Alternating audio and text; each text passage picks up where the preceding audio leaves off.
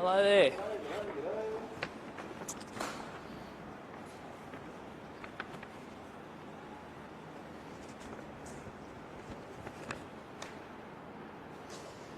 Good morning all. Good to go, Gordo. Hello. Estimates is over for another year, and what we have learnt are the consequences for when a government no longer values your money. We've added up the wasteful spending, the new information that's come to hand just from the last 2 weeks, and it is over $3 billion in wasted money. That's $3 billion in wasted opportunities.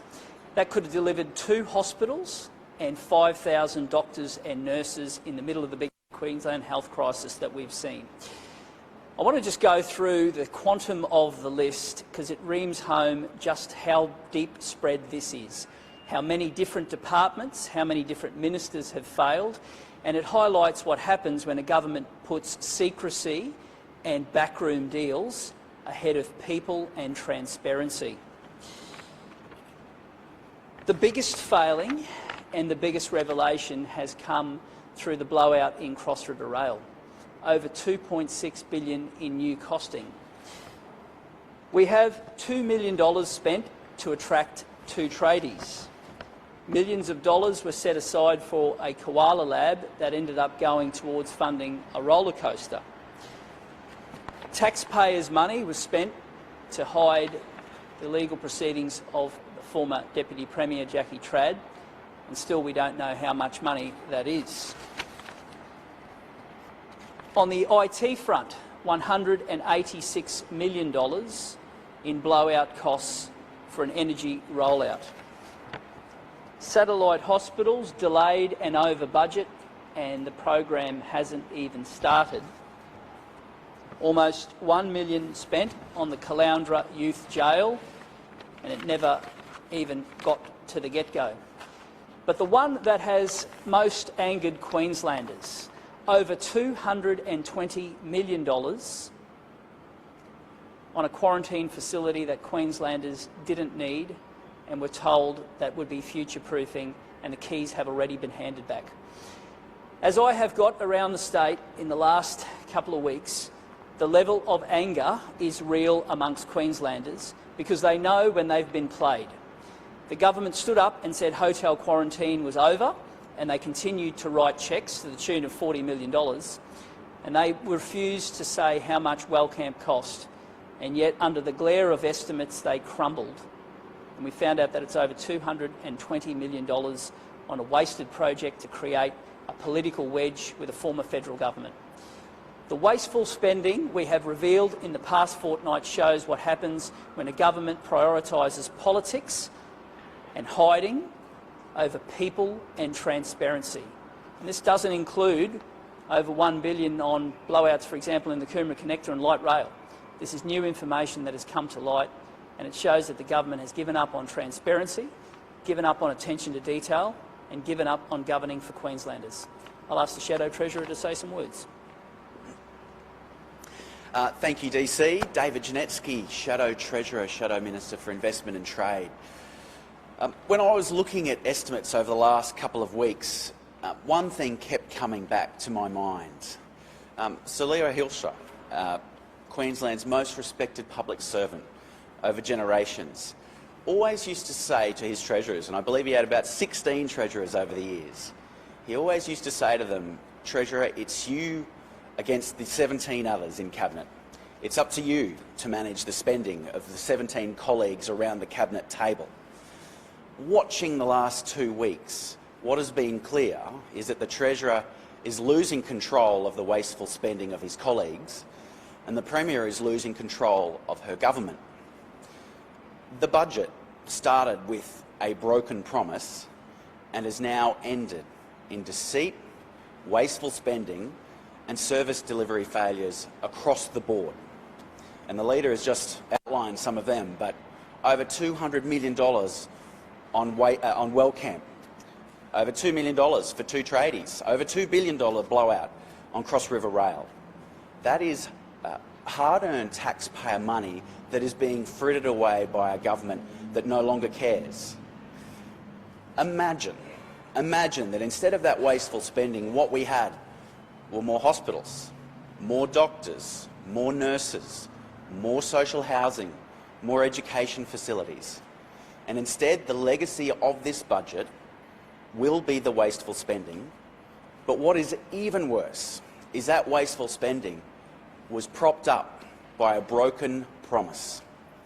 The Treasurer promised at least 26 times that there would be no new or increased taxes in this term of government, and the Treasurer has broken that promise.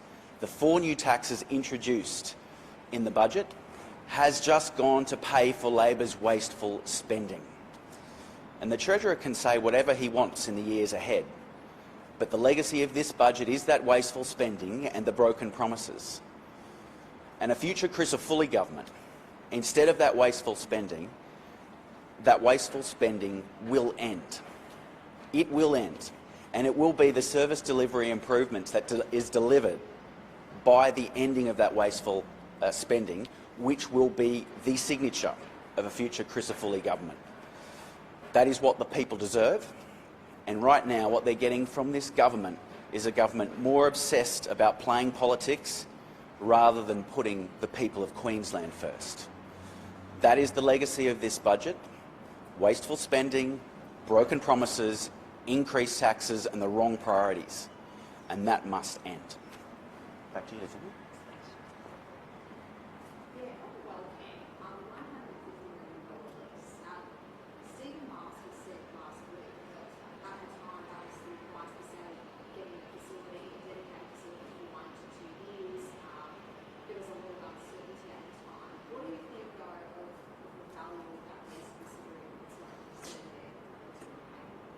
The Deputy Premier can call it a lease or a capital cost or whatever he likes. In the end, it's not our asset and it was never going to be our asset. So it's $200 million in that component alone for a facility that Queenslanders were never going to own and were never going to be able to use in the future. That's the absurdity of the deal that they entered into. It was never going to be able to be used for future things. Never. It wasn't our facility. It was a commercial deal to lease an asset for 12 months to the tune of over $200 million. I cannot for one moment fathom how anybody in the state government thought that was ever going to be a good arrangement. Either value for money or the ability to future-proof. The deal was neither future-proof nor ministerially idiot-proof. For the government to sign off to the tune of $200 million plus on costs for a facility that will never be owned by Queenslanders and has barely been used shows everything you need to know what happens when a government puts politics over people. And the $40 million check you mentioned, is that in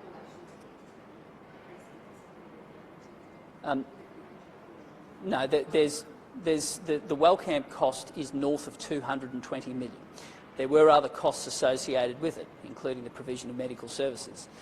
The $40 million I referred to was for hotel quarantining, and the state government continued to pay that bill for hotel rooms that were never occupied and meals that were never served. Just 12 people used hotel quarantine from February, when the Premier said it was over, but the bills kept coming. The people didn't, but Queenslanders kept paying, and they were told that it was going to end. And I think that's what makes the whole Wellcamp saga so difficult to swallow for Queenslanders, is they know that from the get-go it was about putting politics over people, and they know that it was never going to be a good deal. Queenslanders needed a quarantine plan, but a short-term lease was never going to be it. And sadly, the cost to Queenslanders is a cost of missed opportunity. That money could have done a bucket load of good during a very difficult time for Queensland Health.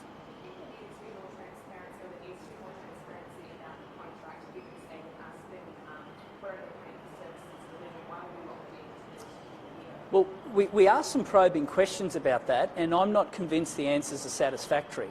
So we will continue to press that case. We want to know every cent that has been spent on the deal, and separately we've written to the Auditor-General to ask a few further up questions.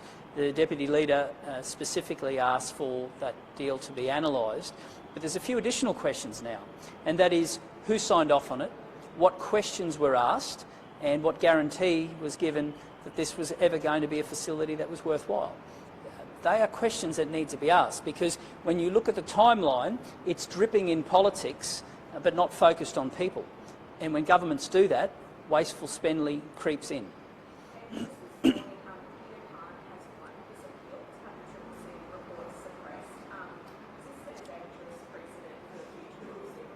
Rachel, I haven't seen the judgment handed down yet, but I'll make some general comments, and that is that it is now up to the Attorney General in Queensland to explain why taxpayers' money should be used in a similar matter, but why taxpayers' money should continue to be used for someone who is a colleague and who's someone who is not being protected legally but is being funded to help suppress information that belongs in the public. In the end, if governments value transparency and accountability, money should be only spent when Queenslanders benefit. Politics has to be left at the door, and nothing that a court ruling will do will change our view that taxpayers' money should always be treated in a special way. And the attorney's got some questions to answer as to what she signed off and when she signed off on it. And Queenslanders deserve to know the true cost of that, what advice was provided, and why that was a good deal for Queenslanders.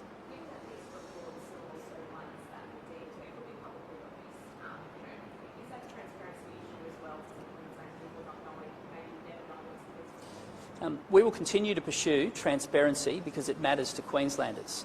And we have two roles here. The first is to hold the government to account and make sure that information that belongs in the public does get there. And the second is to assure every Queenslander that we won't conduct ourselves in the same manner that this government has. And the government was elected over 7 years ago on a platform of transparency and accountability. And every action that I see confirms to me that in its third term, it has run away from that agenda. And we're going to hold them to account, and we're going to make some very, very clear commitments to Queenslanders to conduct ourselves in a way that every Queenslander will be proud of. Because right now this government has given up on being honest and open.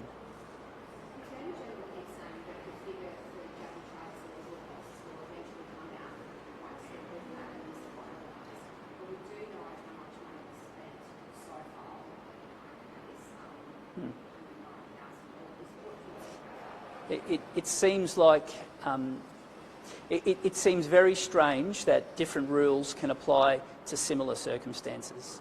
And good governments value Queenslanders' opinion and they treat them with respect. And to try and keep information out of the hands of everyday Queenslanders from a government that was once open and honest and elected on that platform shows just how far it has fallen from that agenda. And it shows that in its third term, the government no longer believes that transparency matters. And when that slide begins to occur, governments rot before the eyes of the people who they once represented.